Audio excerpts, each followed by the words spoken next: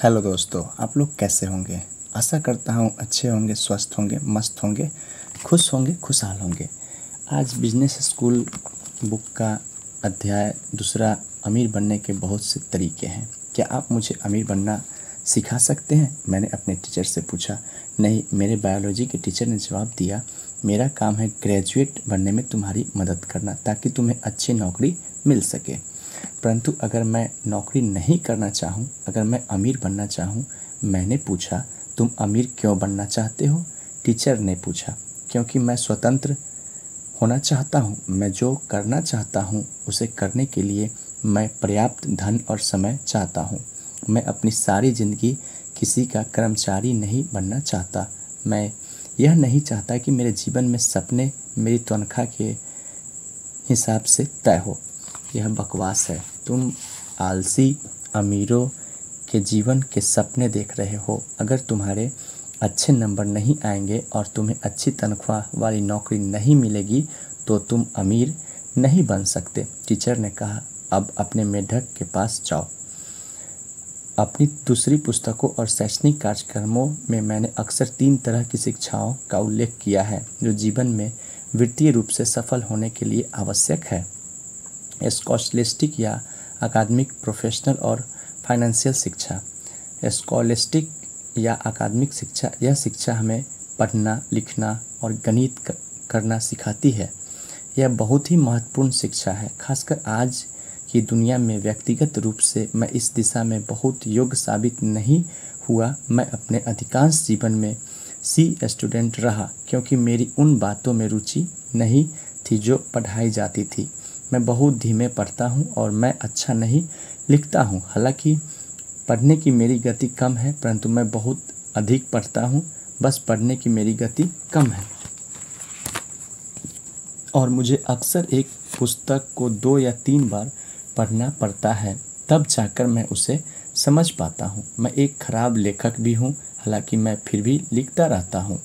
विषय से हटकर मैं यह बता दूं कि हालांकि मैं एक खराब लेखक हूँ, परंतु सौभाग्य से मेरी 6 पुस्तकें the New York times, the wall street journal और बिजनेस वीक की बेस्ट सेलर लिस्ट में आ चुकी है। जैसे मैंने रिच डैड पुअर डैड में बताया कि मैं की बेस्ट राइटिंग सबसे अच्छा लिखने वाला लेखक नहीं हूँ, मैं एक बेस्ट सेलिंग लेखक हूँ। इस क्षेत्र में मेरे अमीर डैडी की सेल्स ट्रेनिंग काम आई। हालांकि यह स्कूल में काम नहीं आई जहाँ नंबर दिए जाते थे। प्रोफेशनल शिक्षा, यह शिक्षा आपको सिखाती है कि पैसे के लिए किस तरह काम किया जाए। मेरी जवानी के दिनों में बुद्धिमान बच्चे डॉक्टर, वकील और अकाउंटेंट बनते थे। कई प्रोफेशनल स्कूल लोगों को medical assistant, plumber, builder, electrician और ऑटोमोबाइल मैकेनिक बनाना सिखाते हैं। अगर आप अपनी फ़ोन बुक के पीले पृष्ठों में शिक्षा या स्कूल के कॉलम को देखेंगे तो आप पाएंगे कि ये पन्ने ऐसे स्कूल से भरे पड़े हैं जो लोगों को ऐसे प्रोफेशन सिखाते हैं जिनमें उन्हें रोजगार पाने की अधिक अवसर उपलब्ध हो। व्यक्तिगत रूप से चूँकि मैंने शिक्षा के पहले स्तर यानी अकादमिक शिक्षा में अच्छा प्रदर्शन नहीं किया था, इसलिए मुझे डॉक्टर, वकील या अकाउंटेंट बनने के लिए प्रोत्साहित नहीं किया गया। इसके बजाय मैं न्यूयॉर्क के एक स्कूल में गया जहां मैं शिप ऑफिसर बन गया। मैं शिप बेचा करता था, जैसे स्टैंडर्ड ऑयल के टैंकर्स और द लव बोट टेलीविज़न कार्यक्रम में दिखाए जाने वाले जहाज़ों की तरह के पैसेंजर लाइन्स। ग्रेजुएशन के बाद चूँकि वियतनाम युद्ध चल रहा था, इसलिए शिपिंग उद्योग में नौकरी करने के बजाय मैं फ्लोरिडा के पेंसाकोला में चला गया जहां मैंने यूएस नेवी फ्लाइट स्कूल में अध्ययन किया। मैं एक फ्लाइट पायलट बन गया और मैंने वियतनाम में मैरीन कोर की तरफ से उड़ानें भरी। मेरे दोनों डैडियों का कहना था कि देश की रक्षा करना एक पुत्र का कर्तव्य है, इसलिए मेरे भाई और मैंने वियतनाम जाने के लिए अपने नाम स्वेच्छा से दे दिए। जब मैं 23 साल का हुआ तो मेरे पास 2 प्रोफेशन थे, एक शिप ऑफिसर का और दूसरा पायलट का, परंतु मैंने ऐसे कमाने के लिए दरअसल इनमें से किसी का भी इस्तेमाल नहीं किया। विषय से हटकर मैं सोचता हूँ कि यह विसंगति ही है कि मैं जिस प्रोफेशन के लिए आज सबसे अधिक जाना जाता हूँ यानी लेखक के प्रोफेशन के लिए, वह एक ऐसा विषय है जिसमें हाई स्कूल में 2 बार फेल हुआ था। फाइनेंशियल शिक्षा यह वह शिक्षा है जिसमें आप सीखते हैं कि पैसे के लिए काम करने के बजाय किस तरह पैसे से अपने लिए काम करवाया जाता है। यह तीसरे स्तर की शिक्षा हमारे अधिकतर स्कूलों में नहीं पढ़ाई जाती। मेरे गरीब डैडी का विचार था कि असली दुनिया में सफल होने के लिए इंसान को अच्छी अकादमिक और प्रोफेशनल शिक्षाओं की ही ज़रूरत थी, परंतु मेरे अमीर डैडी कहते थे अगर तुम्हारी फाइनेंशियल शिक्षा कमज़ोर है तो तुम हमेशा अमीरों के लिए काम करते रहोगे। richdad.com ने अपनी तरफ से पूरी कोशिश की है कि ऐसे प्रोडक्ट बनाए जाए जो वही फाइनेंशियल शिक्षा के दे सके, और मेरे अमीर डैडी ने मुझे सिखाई थी। हमारे पास board games cash flow 101, cash flow 202 और कैश फ्लो फॉर किड्स है जो मज़ेदार तरीके से उसे फाइनेंशियल शिक्षा और फाइनेंशियल मानसिकता को सिखाते हैं, जो मेरे अमीर डैडी ने मुझे सिखाई थी। पैसे के लिए काम करने के बजाय पैसे से अपने लिए काम करवाना सीखे।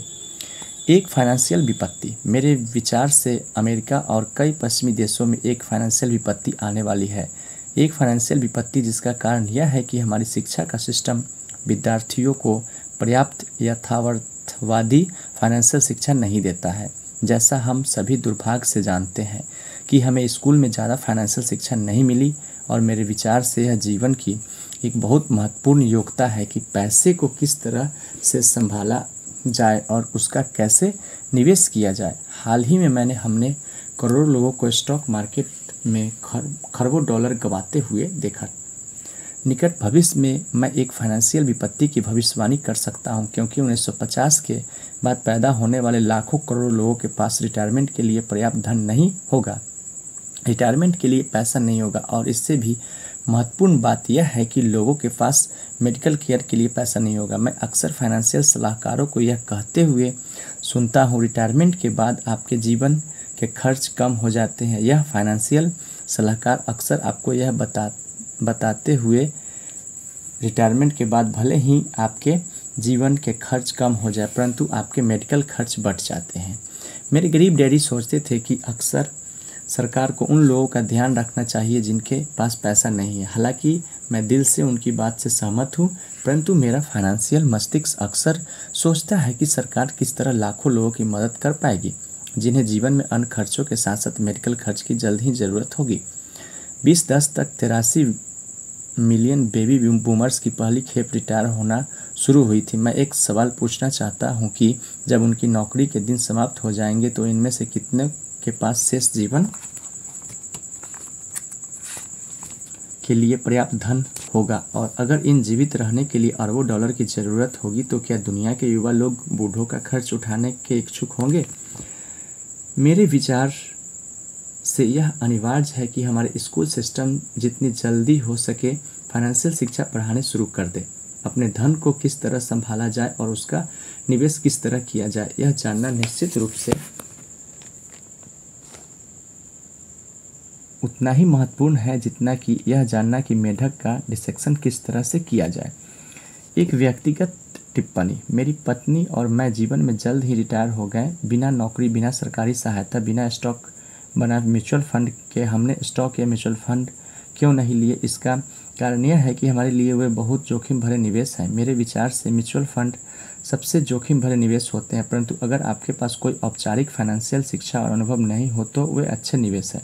अगर आपने हाल ही में फाइनेंशियल न्यूज़ सुनी हो तो आप जानते होंगे कि मार्च 2000 में शुरू होने वाली स्टॉक मार्केट क्रैश के पहले फाइनेंशियल सलाहकार कह रहे थे, लंबे समय के लिए निवेश करो, खरीदो और पकड़े रहो और अपने स्टॉक को डाइवर्सिफाई कर लो, यानी अलग अलग क्षेत्रों में कंपनियों के शेयर खरीदो। स्टॉक मार्केट क्रैश के बाद वे सलाह दे रहे हैं, लंबे समय के लिए निवेश करो, खरीदो और पकड़े रहो और अपने स्टॉक को डाइवर्सिफाई कर लो। क्या आपको दोनों सलाहों में कोई अंतर नज़र आता है? अपना खुद का बिजनेस बनाना अमीर बनने का सबसे अच्छा तरीका है।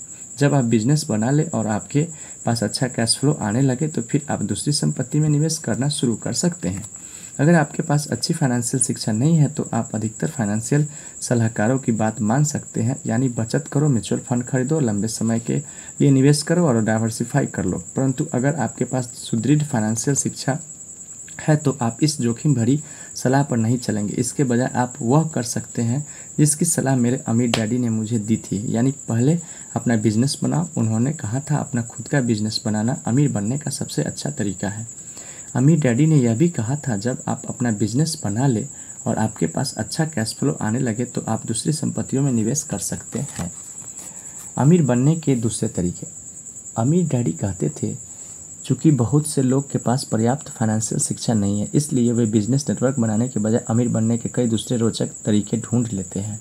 उदाहरण के लिए, करोड़ों लोग अमीर बनने के लिए लॉटरी खेल रहे हैं या कड़ी मेहनत करके पैसा बचा रहे हैं, और कुछ लोग तो इन तरीकों का प्रयोग करके सचमुच अमीर बन जाते हैं। उन्होंने यह भी कहा, अगर तुम अमीर बनना चाहते हो तो तुम्हें वह तरीका खोजना चाहिए जो तुम्हारे लिए सबसे अच्छी तरह से काम कर सके। नीचे कुछ तरीके दिए गए हैं जिनके द्वारा लोग अमीर बनते हैं।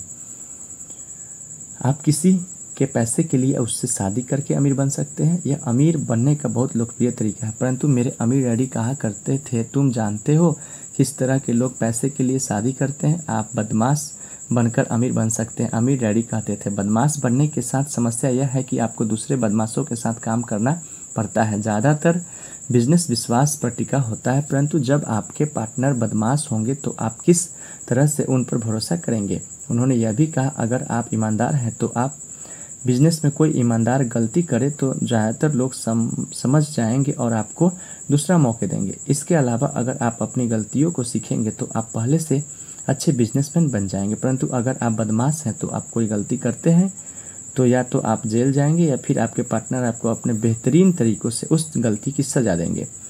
आप लालची बनकर अमीर बन सकते हैं। मेरे अमीर डैडी कहते थे, दुनिया ऐसे लोगों से भरी पड़ी है जो लालची बनकर अमीर बनना चाहते हैं।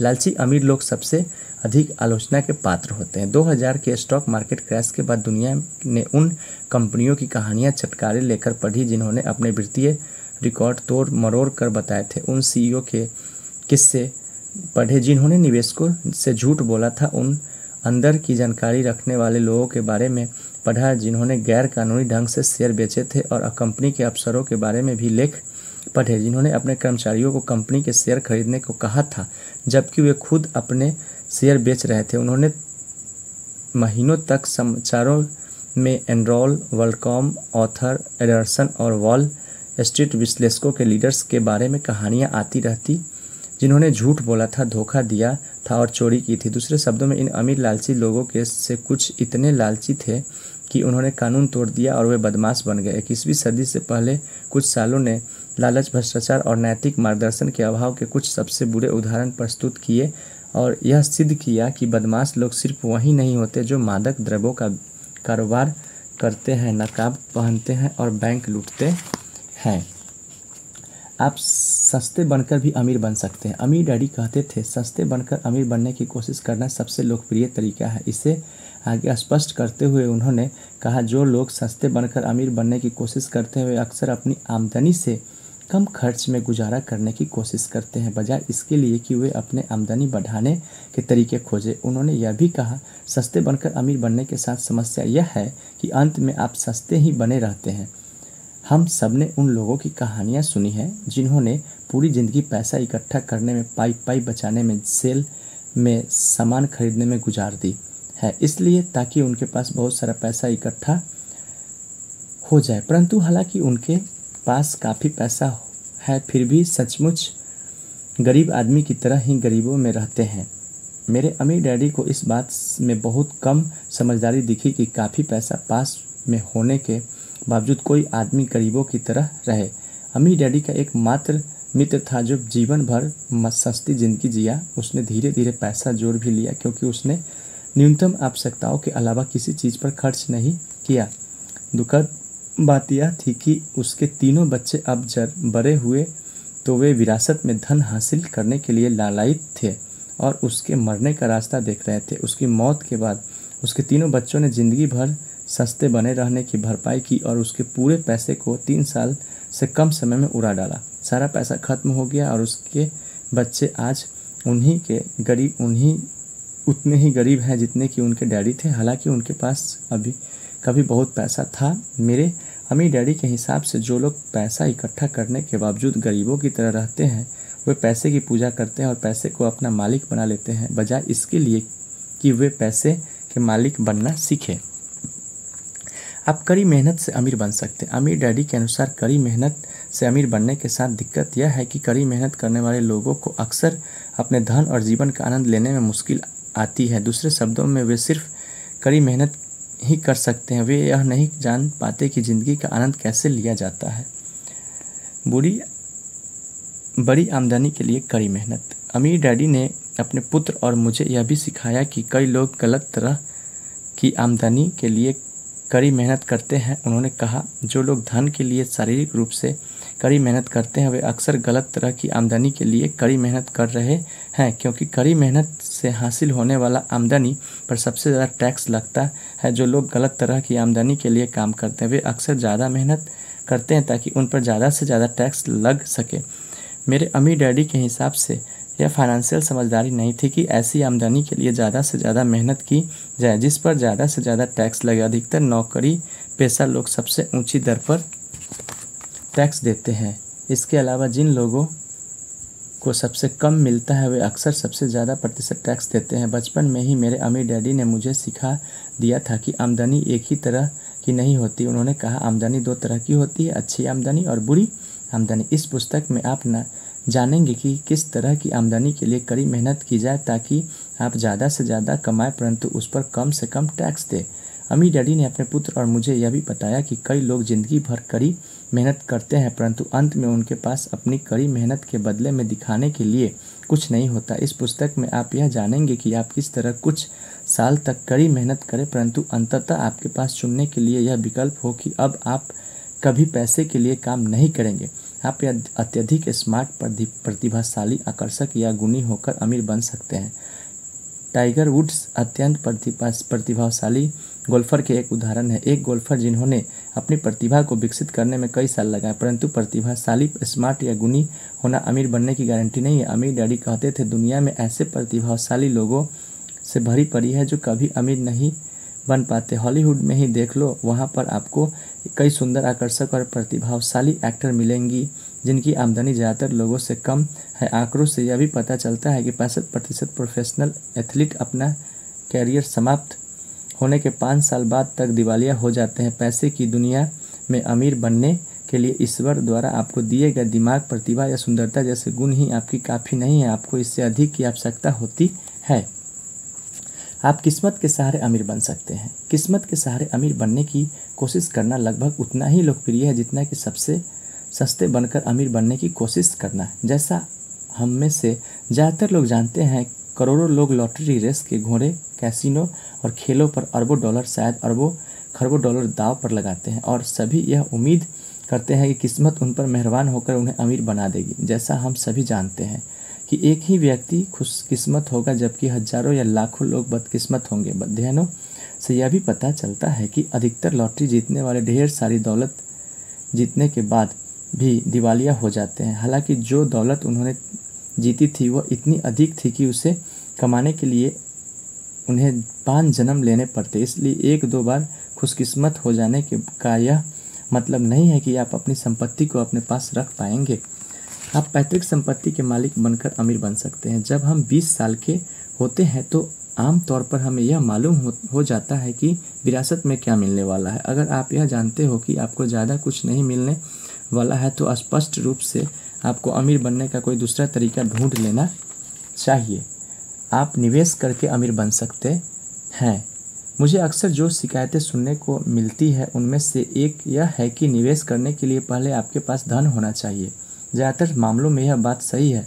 निवेश के साथ एक और समस्या है, अगर आप वित्तीय रूप से शिक्षित नहीं हैं और आपके पास निवेश करने का प्रशिक्षण नहीं है तो आप अपने पूरे निवेश को गंवा सकते हैं। जैसे हमने देखा है, स्टॉक मार्केट जोखिम भरा और अविश्वसनीय है, जिसका अर्थ यह है कि एक दिन आप पैसा कमाते हैं और अगले दिन आपका सारा पैसा चला जाता है। रियल एस्टेट में हालांकि आप निवेश करने के लिए अपने बैंकर का पैसा इस्तेमाल कर सकते हैं परंतु प्रचुर संपत्ति हासिल करने के लिए फिर भी थोड़े धन और शिक्षा की ज़रूरत होती है। इस पुस्तक में आप यह पाएंगे कि किस तरह निवेश करने के लिए पैसा हासिल किया जाए, परंतु इससे भी महत्वपूर्ण बात आप यह सीखेंगे कि किस तरह अपने पैसों को जोखिम उठाने से पहले निवेश बना जाए। आप बिजनेस बनाकर अमीर बन सकते हैं। बिजनेस बनाना वह तरीका है जिसके द्वारा ज़्यादातर अमीर लोग बहुत अमीर बने हैं। बिल गेट्स के माइक्रोसॉफ्ट बनाया, माइकल डेल ने अपने डॉर्मिटरी रूम में डेल कंप्यूटर्स की स्थापना की। जीरो से बिजनेस बनाने के साथ समस्या यह है कि यह अमीर बनने के सभी तरीकों को सबसे जोखिम भरा है।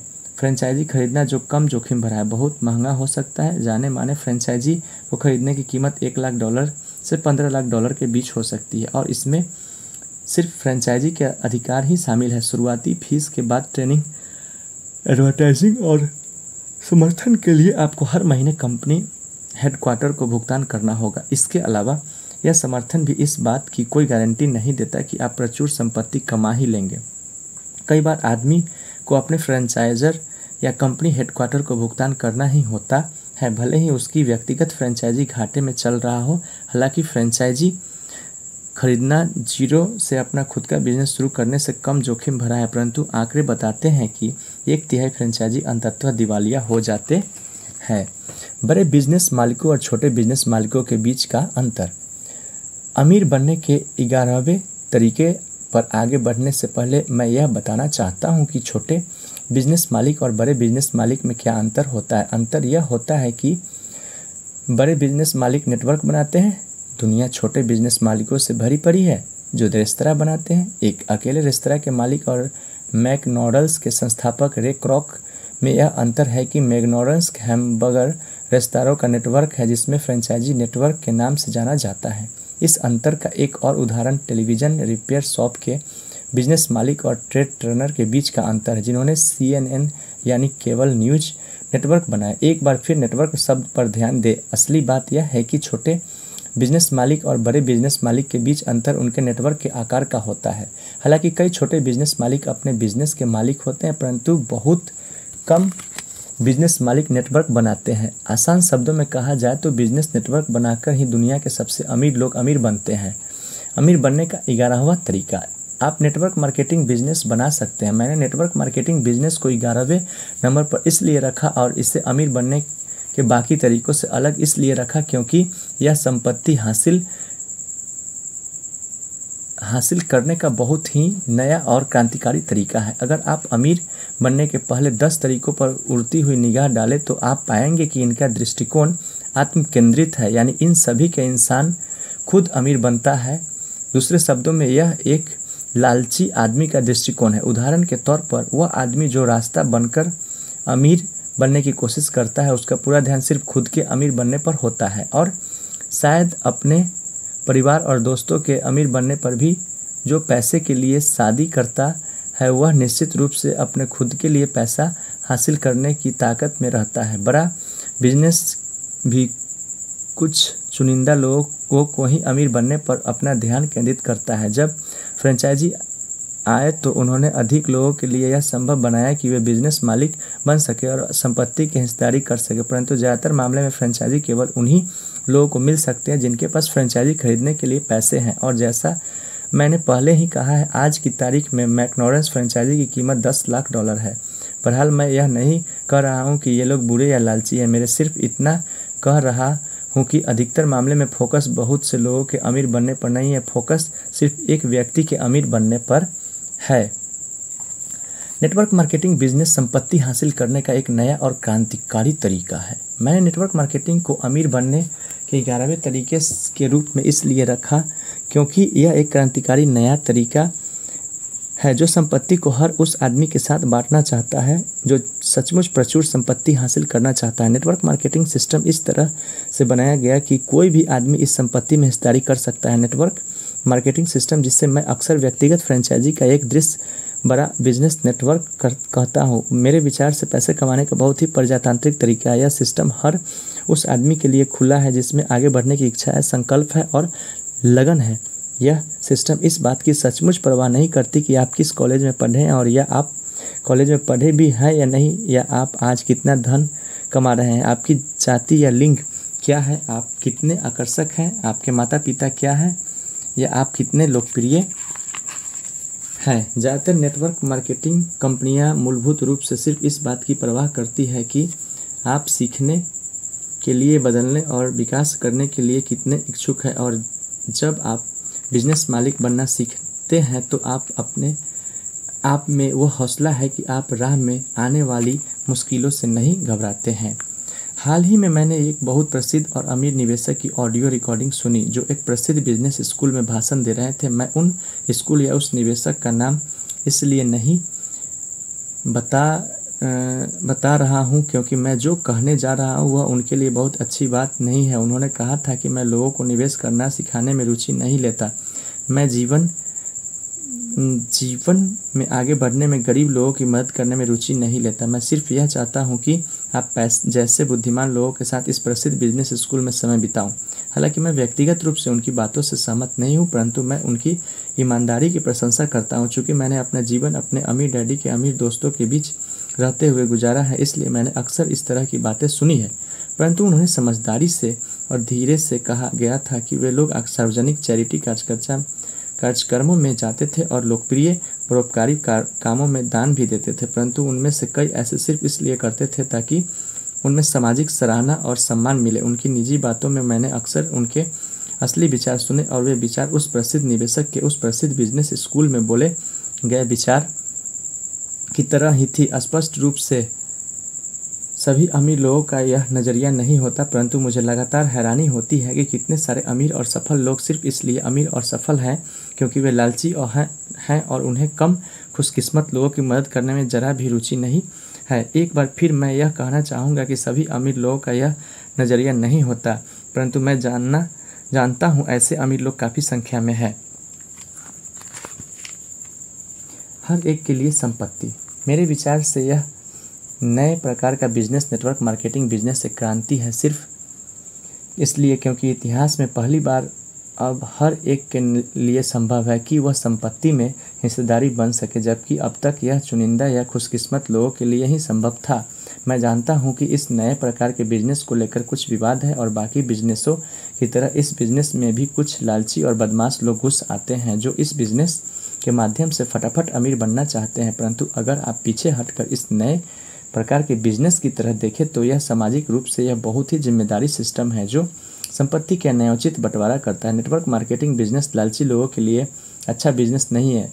इसे इस तरह से बनाया गया है कि उन लोगों के लिए आदर्श बिजनेस साबित हो जो दूसरों की मदद करना पसंद करते हैं। इसे दूसरी तरफ से कहा जाए तो नेटवर्क मार्केटिंग बिजनेस के काम करने का इकलौता तरीका यह है कि जब आप अमीर बने तो आप अमीर बनने में किसी और की भी मदद करें। मेरे लिए यह क्रांतिकारी है, उतने ही क्रांतिकारी जितने थॉमस एडिसन और हेनरी फोर्ड अपने दिनों में थे। अध्याय समाप्त करने से पहले मैं यह बता दूं कि मेरे विचार से ज़्यादातर लोग उदार होते हैं। मैं लालच की निंदा नहीं करता क्योंकि थोड़ा बहुत लालच और व्यक्तिगत आत्मरुचि हमेशा स्वस्थ होते हैं, परंतु जब लालच या व्यक्तिगत लाभ सीमा से बहुत अधिक बढ़ जाता है तभी हम में से ज़्यादातर लोग विरोध करते हैं या नफरत में अपना सिर हिलाते हैं। चूँकि ज़्यादातर लोग उदार हैं और अपने साथी इंसानों की मदद करना चाहते हैं, इसलिए नेटवर्क मार्केटिंग बिजनेस सिस्टम का यह नया प्रकार अधिक लोगों को यह शक्ति देता है कि वे दूसरों की मदद कर सके। हालांकि यह नए प्रकार का बिजनेस सिस्टम हर एक के लिए नहीं है, परंतु अगर आप ऐसे व्यक्ति हैं जो आर्थिक लक्ष्यों और सपनों तक पहुंचने में ज़्यादा से ज़्यादा लोगों की सचमुच मदद करना चाहते हैं तो नेटवर्क मार्केटिंग बिजनेस को टटोल कर देखने में आप अपने समय का सदुपयोग ही करेंगे। संक्षेप में आज व्यक्ति के पास अमीर बनने के कई तरीके हैं। अमीर बनने का सबसे अच्छा तरीका वह है जो आपके लिए सबसे अच्छी तरह से काम कर सके। अगर आप ऐसे व्यक्ति हैं जो दूसरों की मदद करना पसंद करते हैं तो मेरा विश्वास है कि यह नए प्रकार का business system network marketing direct selling business आपके लिए है। इसलिए मैंने इस पुस्तक का शीर्षक बिजनेस स्कूल उन लोगों के लिए जो दूसरों की मदद करते हैं रखा है। अगर आप दूसरों की मदद करने में ज़रा भी रुचि नहीं रखते हैं तो आपके पास कम से कम 10 तरीके और हैं जिनमें से आप अपना विकल्प चुन सकते हैं। आगामी अध्यायों में मैंने उन मूलभूत लाभों के बारे में चर्चा करूंगा जो मैंने अधिकतर नेटवर्क मार्केटिंग कंपनियों में पाए हैं। मेरे हिसाब से आपको इन मूलभूत फ़ायदों पर विचार कर लेना चाहिए और इसके बाद ही यह फैसला करना चाहिए कि आप इस उद्योग का हिस्सा बनना चाहते हैं या नहीं। अमीर डैडी ने अपने पुत्र और मुझे सिखाया था कि मूलभूत जीवन मूलधन से बहुत अधिक महत्वपूर्ण होते हैं। वे अक्सर कहते थे आप सस्ते और लालची होकर भी अमीर बन सकते हैं, आप प्रचुर और उदार होकर भी अमीर बन सकते हैं। आप जो तरीका चुनते हैं वह तरीका वही लोग होगा जो आपके अंदर के मूलभूत जीवन मूल्यों के सबसे करीब होगा। दोस्तों, आज का सेकंड अध्याय जो रॉबर्ट टी कियोसाकी का लिखा हुआ बिजनेस स्कूल बुक कैसा लगा? अगर अच्छा लगता है तो दोस्तों आपसे रिक्वेस्ट है, नर्म निवेदन है, लाइक शेयर सब्सक्राइब ज़रूर कीजिए और मुझे हौसला दीजिए कि मैं इसी ढंग से आप सभी लोगों को प्रेरणा देता रहूं और जहां तक हो डायरेक्ट सेलिंग बिजनेस में बहुत अच्छा हर लोग मुकाम हासिल करें।